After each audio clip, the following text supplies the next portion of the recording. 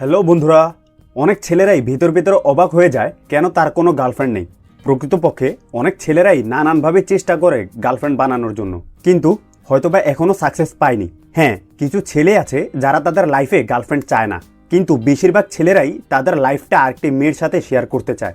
ওসব ছেলেরাই যাদের কোনো গার্লফ্রেন্ড নেই, তারা তাদের লাইফে কোনো রোল মডেলকে ফলো করে বড় হয়নি। অন্যভাবে যদি বলি, কেউই আপনাকে এসে বলেনি এই শোনো তুমি কোনো গার্লফ্রেন্ড পাচ্ছ না কারণ তুমি এই কাজগুলো ভুল করছো।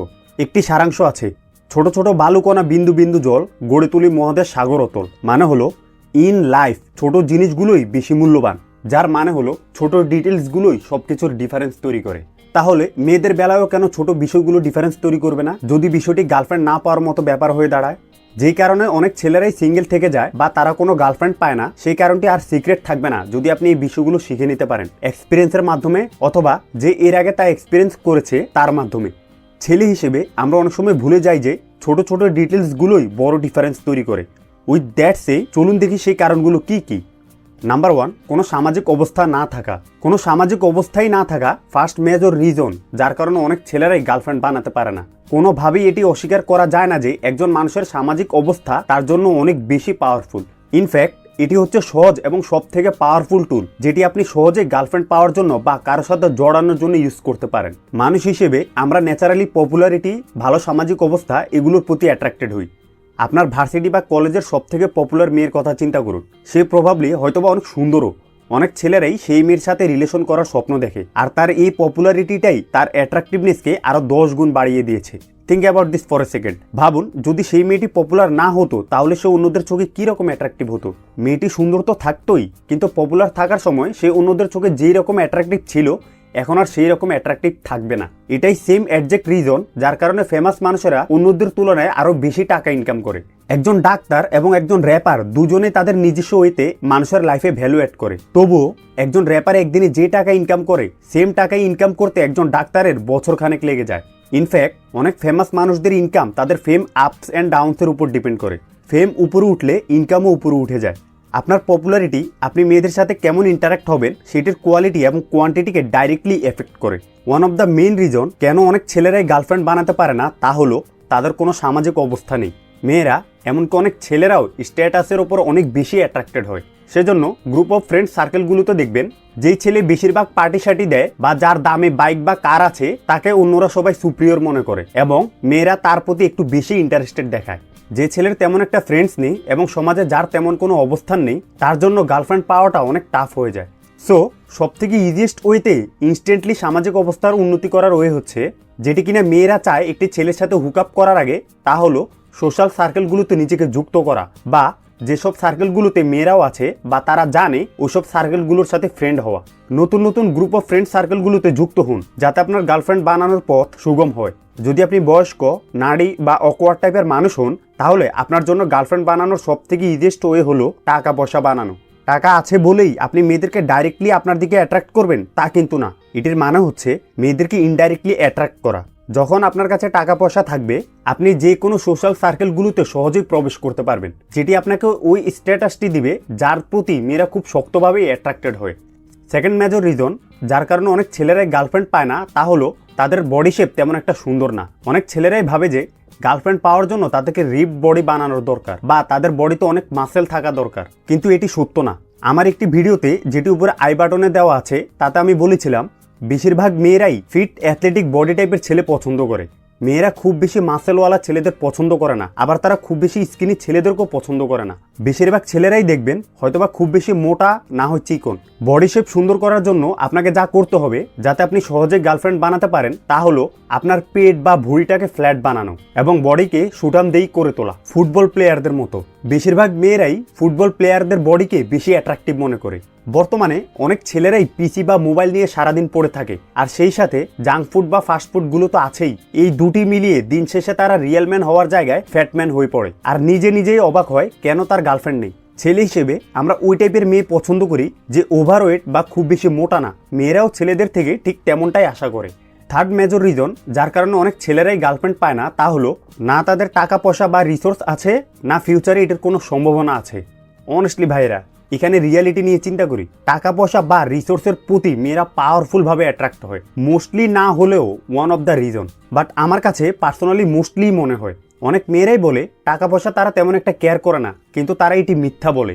এই পৃথিবীতে যেসব মানুষেরা বলে টাকা পয়সার বিষয়টি তারা তেমন একটা কেয়ার করে না, ইউজুয়ালি ওরাই হচ্ছে তারা যাদের তেমন একটা রিসোর্স বা টাকা পয়সা নেই। হ্যাঁ, এটি অবশ্যই অনেক ভালো হতো যদি আমাদের বেঁচে থাকার জন্য এবং আমরা যা যা করতে চাই তা করার জন্য টাকা পয়সার দরকার না হতো, কিন্তু ফ্যাক্টটা হচ্ছে আমাদের সোসাইটি টাকার উপরেই বিল্ড হওয়া, এবং আপনাকে জিতার জন্য এই গেমটি অবশ্যই খেলতে হবে, যেটি অন্যান্যরাও খেলছে। গুড নিউজটি হচ্ছে আপনাকে গার্লফ্রেন্ড বানানো বা পাওয়ার জন্য ইলন মাস্ক বা জেফ বেজোসের মতো টাকা পয়সা বানানোর দরকার নেই। আপনাকে ওই রকম টাকা পয়সায় বানাতে হবে যা দিয়ে আপনি একটি কমফোর্টেবল লাইফস্টাইল লিড করতে পারেন। আপনি কতটুকু ইনকাম করে কমফোর্টেবল থাকবেন সেটিও আবার ডিপেন্ড করে আপনি কোথায় থাকেন সেটির উপর। যদিও ওয়ার্ল্ড ওয়াইড চিন্তা করে বলি, প্রতি বছর 40 থেকে 60,000 ডলারে আপনি আমেরিকাতে কমফোর্টেবলভাবে লাইফ লিড করতে পারবেন। সেম ডলার ইনকামে যদি আপনি ফিলিপিন্সে গিয়ে থাকেন তাহলে আপনি রাজার হালে থাকতে পারবেন, সাথে অনেক সুন্দরী মেয়ে তো পাবেনই, এর বাইরেও আপনি আপনার অন্যান্য নিডসগুলো পূরণ করতে পারবেন। এছাড়া ইন্ডিয়া বাংলাদেশে যদি আপনি বছরে 10 থেকে 12 লাখ টাকা ইনকাম করেন তাহলে শহর কেন্দ্রিক এরিয়াগুলোতে আপনি কমফোর্টেবলভাবে লাইফ লিড করতে পারবেন, আর উপশহর বা গ্রামীণ এরিয়াগুলোতে বসের মতো লাইফ লিড করতে পারবেন। আসল বিষয়টি হলো মেয়েরা টাকা পয়সার প্রতি অ্যাট্রাক্টেড হয়, কারণ টাকা মানেই হচ্ছে ফ্রিডম। আপনি কখনোই হয়তোবা ওইরকম ছেলে হতে চাইবেন না যার বয়স 35 কিন্তু সে এখনও পায়ে হেঁটে চলাফেরা করে আর টেনে হিচড়ে নিজের লাইফ চালায়। যদি আপনার এখনও অনেক টাকা পয়সা না থাকে তাহলে লাইফে অ্যাম্বিশন থাকা আপনার জন্য একটি চিফ কোডের মতো। মেয়েদের আপনার সাথে চান্স নেওয়ার সম্ভাবনা বেড়ে যাবে, অ্যাটলিস্ট যদি আপনাকে দেখে মনে হয় যে আপনি ফিউচারে অনেক টাকা পয়সা বানাতে পারবেন। লাইফে গোল আছে এরকম ছেলেদের প্রতি মেয়েরা অ্যাট্রাক্টেড হয়। ফোর্থ মেজর রিজন যার কারণে অনেক ছেলেরাই গার্লফ্রেন্ড বানাতে ট্রাবলে পড়ে যায় তা হলো তারা আসলে অনেক বোরিং। সত্য অনেক সময় কষ্ট দেয়, কিন্তু সত্যটাকে মেনে নিতে হয়। কেউ যদি নিজের ব্যাপারে এটি শুনতে পায় যে সে অনেক বোরিং তাহলে সে অবশ্যই বিষয়টি পছন্দ করবে না, কিন্তু রিয়ালিটি হচ্ছে অনেক ছেলেরাই সেই একই রকম কাজ এভরি সিঙ্গেল ডে করতে থাকে তাদের পুরো এন্টায়ার লাইফেই। বৈচিত্র্যতা মানুষের লাইফকে স্পাইস আপ করে, সেজন্য এভরি সিঙ্গেল ডে সেই একই রকম কাজ করলে লাইফ বোরিং হয়ে পড়ে। উদাহরণস্বরূপ আপনি আপনার ফেভারিট খাবার টানা 1 মাস খাওয়ার চেষ্টা করুন। আমি এটি ট্রাই করেছিলাম, মাত্র 4 দিন পর্যন্ত পেরেছি।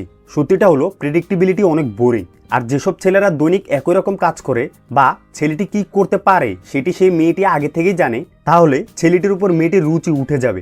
এখানে আমার কথার ভুল মিনিং বের করবেন না, অবশ্যই রুটিন মাফিক লাইফ লিড করা ভালো, কিন্তু এটিও মেক শিওর করুন আপনি বিষয়গুলোতে সুইচ করছেন।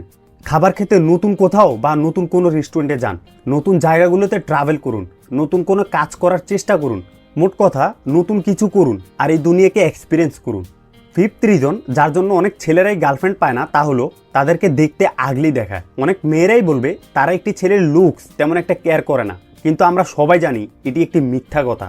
অফকোর্স তারা একটি ছেলের লুকস নিয়ে ততটা কেয়ার করে না যতটা তারা একটি ছেলের ক্যারেক্টার নিয়ে করে, কিন্তু তারা লুকস নিয়ে অবশ্যই কেয়ার করে। যদি আপনি একজন ক্রিপি, রোগা পাতলা হন এবং এলোমেলো চুল, ঘাড়ে অনেক পশম, ঢিলেঢালা পাজামা পরে রাস্তায় বের হন যার শরীর থেকে গামের দুর্গন্ধ আসছে, তাহলে মেয়েরা আপনাকে আগলি মনে করবে। পুরুষ হিসেবে আপনার উচিত নিজের অ্যাপিয়ারেন্সে কিছুটা প্রাইড দেখানো। জিমে যান, মেক শিওর করুন হাবিজাবি কাজে টাকা খরচ না করে সেই টাকা দিয়ে ব্র্যান্ডের ভালো জামা কাপড় কিনতে, যেগুলো আপনার সাথে ভালো মানায় এবং ফিট হয়। নিজের চুলে ভালো একটি স্টাইল করুন, আবার উইয়ার্ড না। সিক্সথ রিজন যার কারণে অনেক ছেলেরাই গার্লফ্রেন্ড পায় না, আর তা হলো তারা গার্লফ্রেন্ড পাওয়ার জন্য অনেক মরিয়া হয়ে ওঠে, যার জন্য অনেককেই দেখতে নিডি দেখায়। সত্যিটা হলো মেয়েদের সেন্স অফ স্মেল ছেলেদের চাইতে অনেক বেটার, আর তারা সাবকনসিয়াসলি আপনার ভয়কে স্মেল করতে পারে। বডি ল্যাঙ্গুয়েজ রিড করার ব্যাপারে মেয়েরা ছেলেদের চাইতেও 2 থেকে 3 গুণ বেশি বেটার। তারা ন্যাচারালি এই ক্ষমতাটি পেয়েছে, যার জন্য তারা সহজেই যে কোনো লুজার ছেলেকে ডিটেক্ট করে ফেলতে পারে। যখনই একটি মেয়ে আপনার মরিয়া হয়ে ওঠা এবং নিডিনেসটি বুঝতে পারবে, ব্যাস গেম ওভার। মেয়েরা কনফিডেন্ট ছেলে পছন্দ করে, যেমন 9, 10 বা 11, 12-এ পড়া মেয়েরাও ন্যাচারালি কনফিডেন্ট ছেলেই পছন্দ করে। যদি আপনি ভেতরে ভেতরে এটি বুঝতে পারেন যে আপনিও গার্লফ্রেন্ডের জন্য বা গার্লফ্রেন্ড পাওয়ার জন্য মরিয়া হয়ে উঠেছেন, যার জন্য আপনাকে অনেক নিডি দেখায়, তাহলে আপনার উচিত হবে প্রথমে নিজের ওপর কাজ করা, এরপর মেয়ে আসবে। যখন আপনি আপনার লাইফে ওই পয়েন্টে চলে যাবেন যেখানে আপনি অনুভব করতে পারবেন যে আপনার গার্লফ্রেন্ডের দরকার নেই, ওয়েলকাম, আপনি রেডি গার্লফ্রেন্ড পাওয়ার জন্য। নিজেকে মেক শিওর করুন দৈনিক আপনি এমন কিছু করছেন যার মাধ্যমে আপনি নিজেকে আরও বেটার বানাতে পারবেন। ওকে।